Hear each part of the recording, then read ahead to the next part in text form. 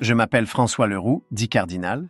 Je suis arrivé ici à une époque où tout était à faire. Et moi, je suis Marie Renaud. J'ai quitté l'autre rive pour bâtir une vie nouvelle, ici. Nous avons appris à nous connaître dans ce pays encore jeune, à travailler la terre, à nous adapter, à tenir bon. Nous allons vous raconter comment nos chemins se sont croisés, comment nous nous sommes mariés, comment une famille est née. Vous entendrez parler de notre maison, de nos enfants, du travail des jours ordinaires et des épreuves qui ont façonné nos vies. C'est l'histoire d'un foyer, dans un lieu qu'on appelait Bourg-Royal, en Nouvelle-France. Une vie simple, mais bien réelle. Je suis arrivée en Nouvelle-France en 1668, dans le programme des filles du roi à bord du bateau La Nouvelle-France. Et moi en 1665 en tant que soldat du régiment de Carignan-Salière au sein de la compagnie La Fouille à bord du bateau La Justice. Vous me voyez présentement devant la forêt qui deviendra notre terre en 1668. C'est ici, au milieu des arbres, que notre famille s'établira. Voici à quoi ressemblera notre petite maison sur notre terre, à Bourg-Royal.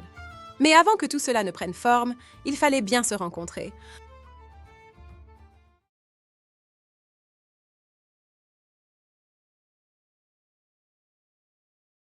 Je suis Daniel de Rémy, sieur de Courcelles, gouverneur de la Nouvelle-France. Mon rôle n'était pas de cultiver la terre, mais de veiller à ce qu'on puisse y vivre.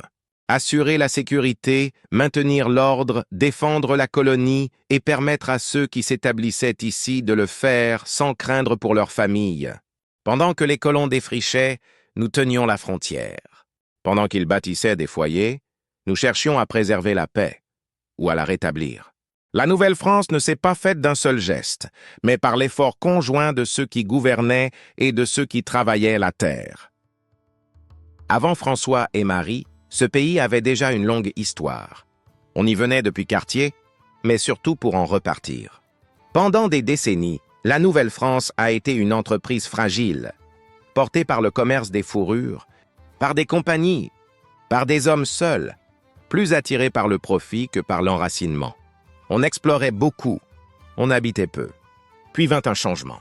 Sous l'autorité du roi Louis XIV, l'idée n'était plus seulement d'exploiter ce territoire, mais d'y fonder une société.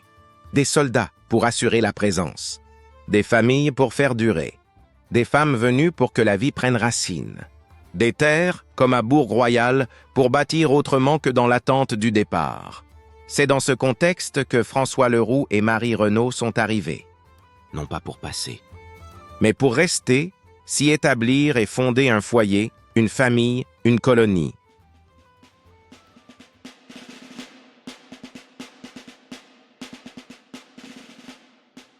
Quand nous sommes arrivés, nous étions d'abord des soldats. Notre travail était de sécuriser la colonie, de mettre fin aux attaques qui empêchaient les familles de vivre et de cultiver la terre en paix. Nous avons construit des forts le long des rivières, marché longtemps dans les bois, souvent dans le froid, et attendu. Les campagnes contre les Iroquois ont été dures, surtout celles menées en hiver.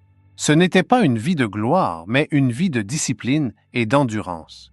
Peu à peu, la paix est revenue, et avec elle, un certain calme que la colonie n'avait pas connu depuis longtemps. Après la paix, nous ne sommes pas repartis tout de suite. Nous gardions les forts, nous aidions aux travaux, nous observions la terre et les gens qui y vivaient déjà. C'est à ce moment-là que plusieurs d'entre nous ont compris qu'un choix s'offrait à nous. Retourner en France ou rester ici et devenir autre chose que des soldats. Quand le régiment a été dissous, certains ont quitté. D'autres ont choisi de s'établir, de recevoir une terre, de fonder une famille. Pour plusieurs, la vie de soldat n'était qu'un passage. La vraie œuvre commençait maintenant.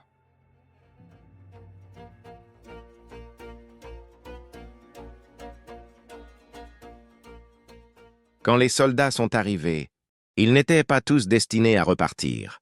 À ceux qui acceptèrent de rester, on offrait plus qu'une solde, des terres à défricher, des outils, une aide pour s'établir, et surtout la possibilité de devenir autre chose que soldat.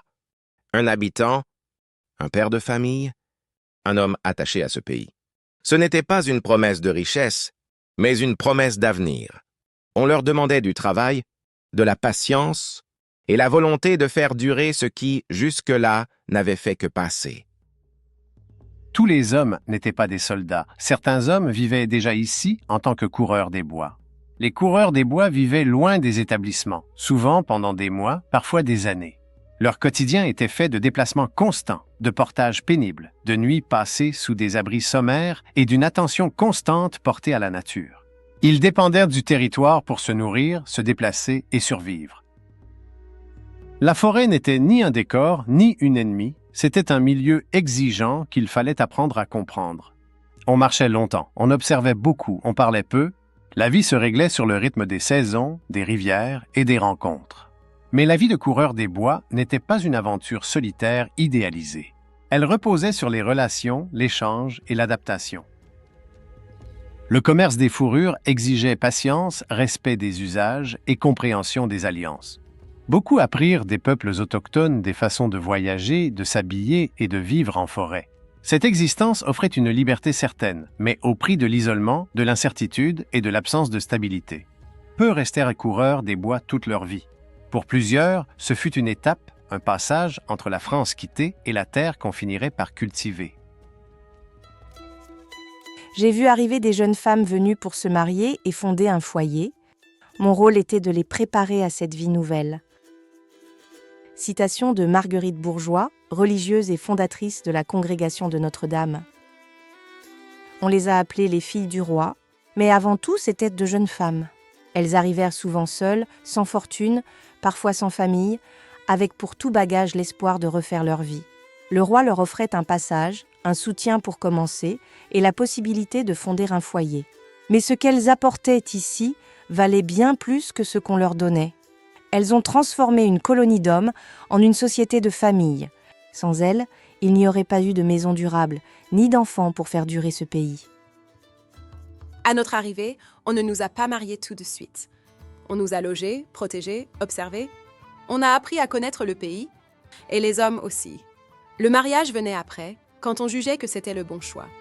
Avant de se marier, les filles du roi vivaient dans des maisons d'accueil encadrées, principalement chez les Ursulines, à l'hôpital général, ou dans des foyers supervisés, parfois chez des familles de confiance.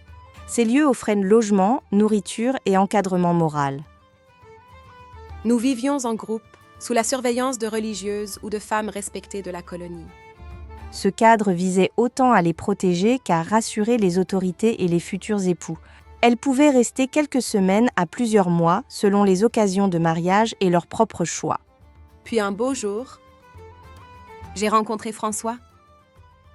Les rencontres ne se faisaient pas au hasard, ni dans la précipitation, ni dans le secret. Ces jeunes femmes arrivaient pour fonder une vie, pas pour être livrées à l'incertitude. On les accueillait, on les protégeait, on observait les hommes qui se présentaient. Les échanges étaient simples et courts, toujours sous le regard de la communauté. Il ne s'agissait pas de choisir vite, mais de choisir juste. C'est ainsi que naissèrent les foyers dont ce pays avait besoin. Je n'ai pas rencontré François dans un moment extraordinaire. C'était dans la vie ordinaire. Je l'ai vu parmi d'autres hommes. Il parlait peu. Il observait beaucoup. Il n'essayait pas d'impressionner. Il disait ce qu'il ferait et il le faisait. On s'est parlé sous le regard des autres, sans longues promesses. Il m'a parlé de la terre qu'il voulait tenir, pas de ce qu'il espérait recevoir. J'ai compris qu'il ne cherchait pas seulement une épouse, mais une compagne pour bâtir. Alors j'ai accepté de le suivre, non par élan, mais par confiance. Je n'ai pas cherché longtemps. Je regardais comment les femmes se tenaient, comment elles parlaient, comment elles regardaient ce pays où elles arrivaient. Marie ne parlait pas plus fort que les autres, mais elle écoutait. Quand je lui ai parlé, je ne lui ai pas promis une vie facile. Je lui ai parlé du travail, de la terre à défricher, de ce que je pouvais offrir et de ce que je ne pouvais pas. Elle a posé peu de questions, mais des questions justes. Alors j'ai su que je ne cherchais pas seulement une épouse, mais quelqu'un avec qui tenir. Et quand elle a accepté, tout était dit.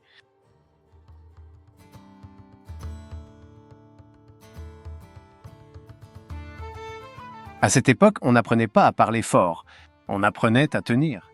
Tenir la terre, tenir sa parole, tenir sa famille. Sans le savoir, c'est cela que nous avons transmis.